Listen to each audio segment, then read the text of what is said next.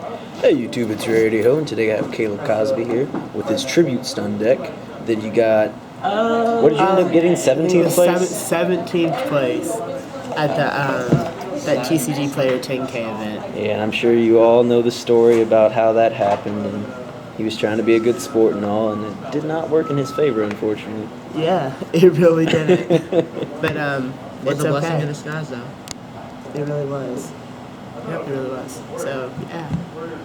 Alright, so what made you want to play tribute stun with in this current game, this current meta? It wasn't. I didn't design the deck just to beat the meta. Like I designed the deck to beat everything. Like the theory behind the deck is, I'm sure everybody who's been around me in the past couple of days has gotten really sick of hearing me say this. But the theory is unbreakable board.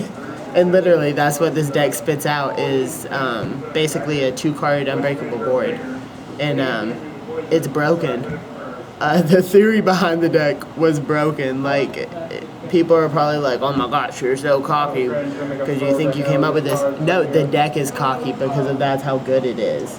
Like, it doesn't matter how much better my opponent is than me or how much better. Yeah. Whose theory is that, though? Unbreakable board. I was inspired actually by Jordan's. No, don't say it's Parker's as well. He wanted to play Decree, so Jordan and Parker's mainly him. their theory behind When to Decree. That's would Yeah. you agree that right now When to Decree is Oh, yeah, basically When to GG Decree without is- an MST? That's how I win most of my It's- matches. Dude. it's I pretty just good. make the unbreakable board. You know, I yeah. ain't never scared. Yeah, there's a few ways to get out of Unbreakable it, board, but emptiness. But yeah, that's literally the It's not theory. likely. The theory is literally just unbreakable board, and the card spits out that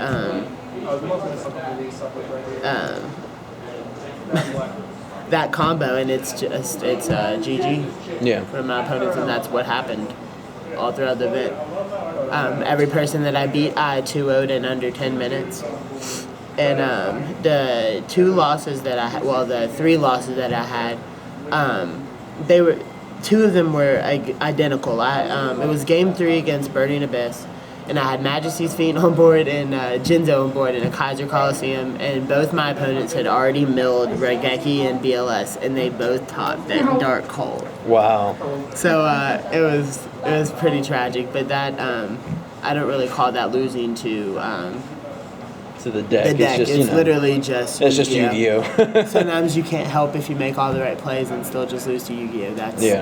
That's a concept that everybody can appreciate.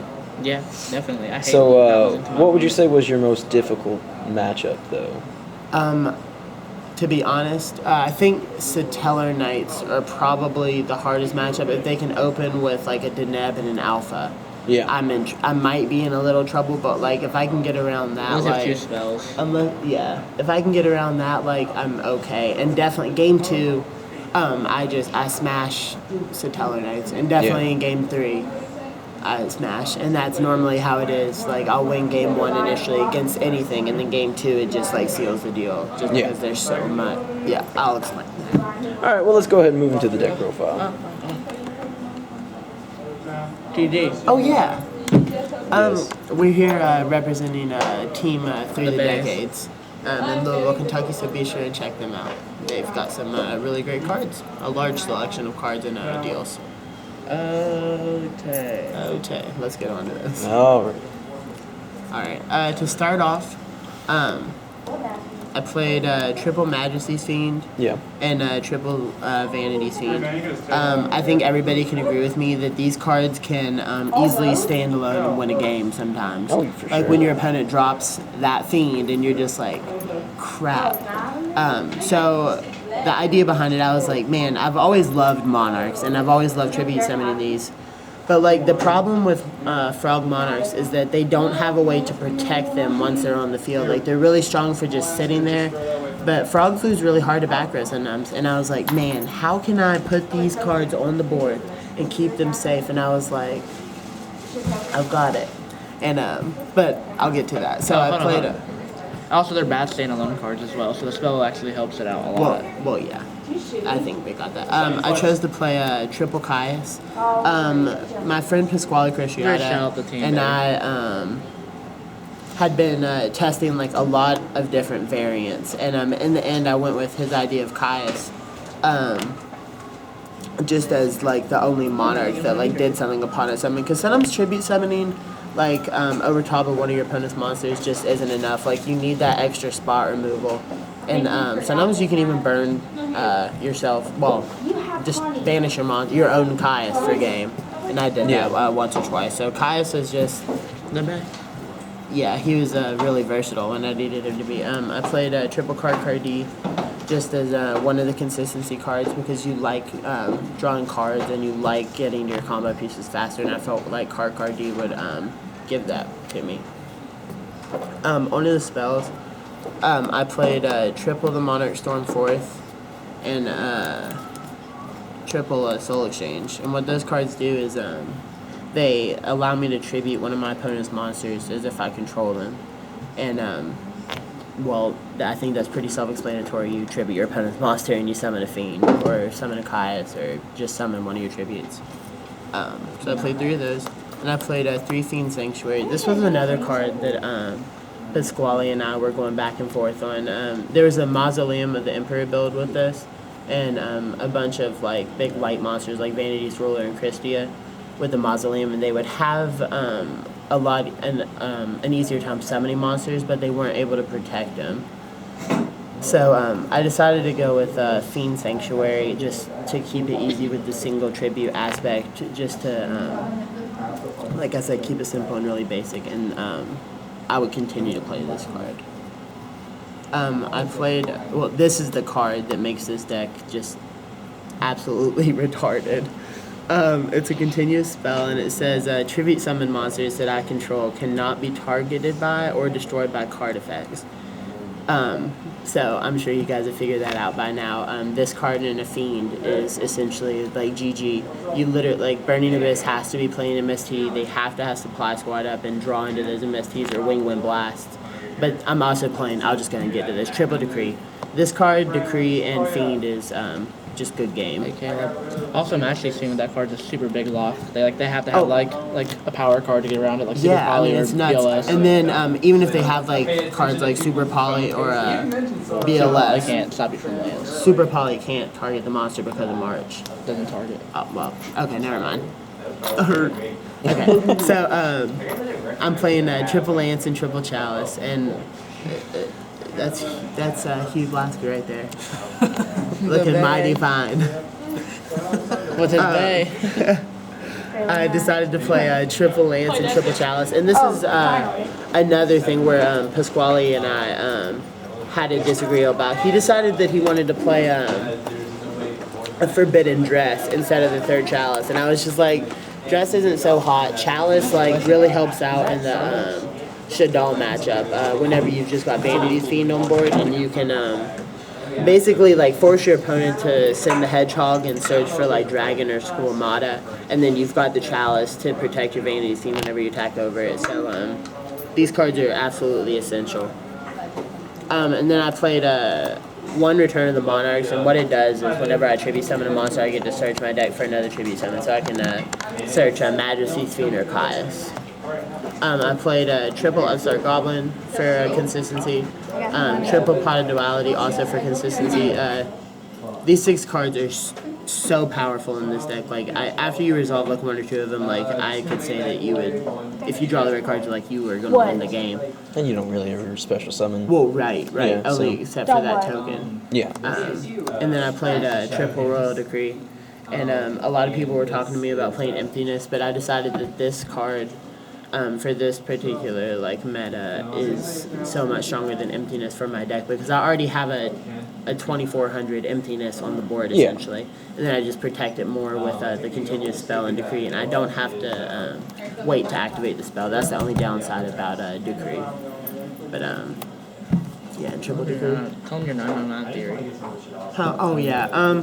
People were also questioning the consistency of the deck.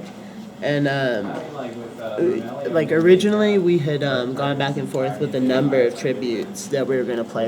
I was playing 12 tributes. I was playing the 6 Fiends, and then I was playing 3 Caius and triple Raza, and that was just way too much. And Pasquale was like, well, maybe we could take it down a notch and just play 9 tributes, and it turned out to work out like really well. I've got 9 tribute monsters, I've got 9 consistency cards, and then I've got 9 ways to tribute my opponent's monsters. Yeah. So it's pretty balanced. And the third game that I lost during that tournament was the only hand that I bricked throughout the entire tournament. I opened triple Lance and like triple tributes. I think it was triple Vanity's Theme, and I was against Dirk Wagner. And we were sitting there, and I just stopped and laughed, and I was like, the one person that I'm going to break to today is Dirk Wagner. And we sat there and just laughed about it, and he proceeded to win. Was that in game 3 that you broke? Yeah, that was in game 3. That's the worst. So was it no extra deck? Oh, yeah, I played an extra deck. I played a 14-card extra deck. Because that's how irrelevant your extra deck is, really. How often did you go into your extra deck? I went into my extra deck one time whenever I made a Gaia Dragon the Thunder Charger, and I pierced over top of a graph for a game. So I just played I just played a bunch of rank 4s basically. I played Cowboy, Dweller, Exodon, Honor, Castell, Damodar Wolf. I played Papal Operative, and I played Rhapsody and Karn Gorgon, Laval Chain, Digusto Emerald. And then for the rank 6s that I would make, I guess more often than what I would make those, are Photon Strike Bouncer, M7, and then I've got Gaia Charger. And like I said, I summoned that once to pierce for game because I didn't want to waste any more time. And then onto my side deck, I decided last minute. This is another thing that Pasquale and I were disagreed about, is our side deck choices. And at the last minute, I was like, those hands are so good. They're too good not to play. Just for spot removal and adding bodies against Burning Abyss is so much better than that token. Mm-hmm. So I decided to go with the 2 Ice Hand and 2 Fire Hand. I decided to play triple Jinzo just in case I did go against something that was like a +1 Fire Fist or just +1 anything, or anything like slow enough, like controlled or like stun. Gear, yeah. Like Jinzo just shits on that. I played a triple End of Anubis for the Shadal matchup and the Burning Abyss matchup. Like, this card was incredible. It was essentially another Vanity's Fiend and essentially another Majesty's Fiend at times, backed by 2 Kaiser Coliseum. And so that card's another card that just... This deck is all about Floodgate cards, and I think this deck can utilize the Floodgate cards very well. Mm-hmm. And it's just so strong, like being able to side Dimensional Fissure and know that it's not hurting me at all, except it would save me from a Veiler for my card D. Like, this card can literally just single-handedly win the games. And I played 2 MST just for the Satellar matchup, so I could hit like calls. But other than that, I didn't side this card a single time. There was just no need. All right, so is there anything you feel like you, looking back at it now, would want to change, or something that you didn't think of before that you would want to add or whatever? I would play a 15th extra deck card just because, I mean, that's how irrelevant it was that I missed that. Like, it did not matter. And honestly, like, I was very content with the build, but going into this, like, next set, I've already got a couple ideas. So I'm going to try it out at maybe the next 2 events that I go to, and we'll see how it does. Okay. Well, thanks a lot, Caleb. As always, please remember to like, comment, and subscribe. This has been Rarity Hope. Peace out. Okay.